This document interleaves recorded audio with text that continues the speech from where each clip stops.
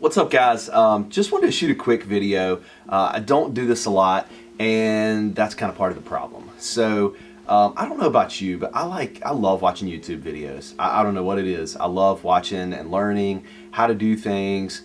It could be working on my mountain bike. It could be, figuring out a new marketing skill, or if I get stuck trying to figure out something on my phone or something random, right? YouTube is such a great place. And I started thinking about it. Man, these people upload every week and maybe multiple times a week, some of these YouTubers, right? And while I don't really have aspirations to be a YouTuber, it started making me think about, when was the last time I published?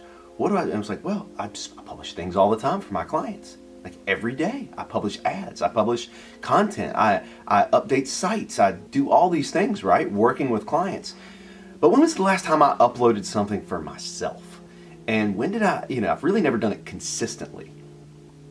So that's something that I've really thought about, that I've failed a lot about over the last 10, 12 years, right? Is not publishing things for myself. It's really easy to say, oh yeah, I'm so busy, I'm doing these things for my clients, I'm doing all of these things, but it's really just an excuse. I think the other piece of it is, it's really hard to do it when you're alone, when you're by yourself, right? As an entrepreneur, you're by yourself a lot. Even if you have employees, even if you have contractors, staff, things like that, even if you're on calls all day, you're on a call with a client and then you're off. Maybe you're by yourself, whatever that might be, but there's nobody necessarily saying, hey, tomorrow at 2 p.m., I need you to upload something to YouTube or Facebook, wherever it might be, right? So what happens is we just kind of push it off, and we push it off, and we push it off until it's been years since you really consistently published anything.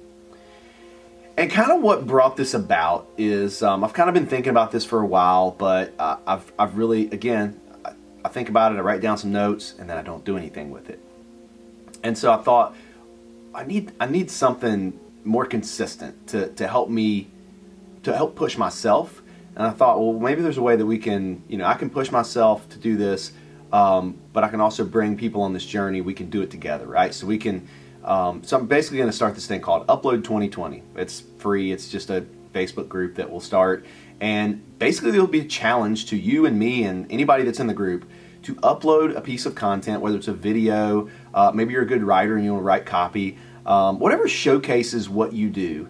Because at the end of the day, many years from now, hopefully, your life will be over, and mine will too. And the only thing that will be left is the stories that we left behind, the content and things that we've uploaded, the things that, we live in a time where, my great-great-great-grandkids can see this video.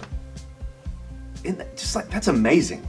Think about if you could learn about your great-great-grandfather or grandmother from 200 years ago, but you can't. I mean, they barely had any kind of way to photograph that.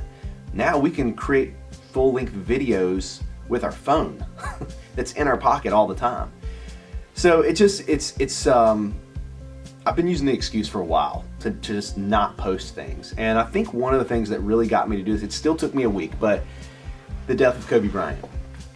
And while I've never met him, honestly, he's not my favorite player. I didn't really love the guy as a basketball player, but I don't think that you can look past how he impacted people.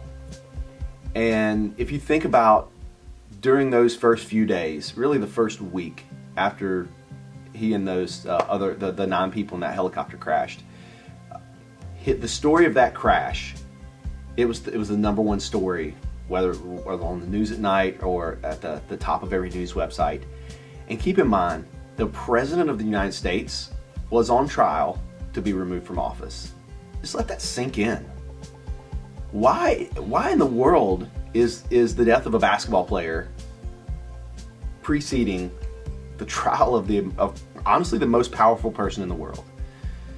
And I really think it's impact. I think since around 2001, Kobe Bryant has been a household name. And while he's a human that made mistakes like we all make, let's not pretend that any of us are perfect. There's only one person, in my opinion, that walked the earth that was a perfect person. And so we're all going to fall short of that. So let's remove anything that might be negative, but think about what has he done to impact the world.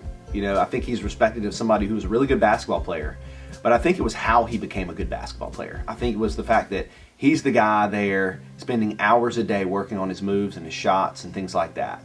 His dedication and hard work. It wasn't just natural ability. I look at somebody like LeBron James and you look at Kobe Bryant and you're like, man, LeBron James, infinitely more just natural, God-given ability from size and strength and things like that. I'm not saying that LeBron's not a hard worker, but I think with Kobe, I think it's that consistency, relentlessness. I think those are the things that people admire about him, and I think it's inspiring. I think it makes people think, you know, like, look, Kobe didn't just like come out of the womb this perfect basketball player. He had to work really hard at it, and I think it's something that you can talk to your kids about and say, hey, look, you know, Kobe was a guy that, man, he didn't have it all perfect, but one of the things he did is he got knocked down and he'd get back up, and he got knocked down and he'd get back up, and he was the guy that wasn't afraid to miss that game-winning shot. He was the guy that wanted to stand in the arena and take that shot. So I think that's one of the reasons that he was admired so much. And I've just seen countless videos of him shared over the last few days, and you just think about yourself and what you're good at and what you have to share with the world. And why not upload it? Why not get it out there, even if it's not perfect? It's funny just going back to some of these YouTubers that I follow and watch their content. You know, if I've been watching somebody for 2 or 3 years, yeah, like 2 or 3 years ago, they were super awkward and the video wasn't very good and the quality was bad and the audio wasn't good, but they published. They hit upload and they uploaded the video consistently. And over time they got better, just like Kobe, right? You know, I would say that probably as he got to the end of his career, he was a better basketball player than he was when he was 17 years old. So let's just take this. I hope you'll come on this challenge with me. Let's try to upload something every single week, and let's just see where this goes over the next few years. I think we all have something really great to share with the world, and I think that it's a shame if we do like I've done for the last many years and just not published it, not uploaded it, not put it out there. So come on this journey with me. Let's do this. Let's publish some things. I'll send you the link in this video, but it's essentially upload 2020, and just create some content each week and upload it. I'll have a private Facebook group where you can jump in there. You can ask any questions or whatever, but honestly, really just, I think it's a way to kind of get some ideas and just kind of get your creative juices going so that you can upload your own content. So yeah, come on this journey with me. I'll put the link to everything in the video where this is published, and I invite you to come with me on this journey. Upload 2020, let's do it.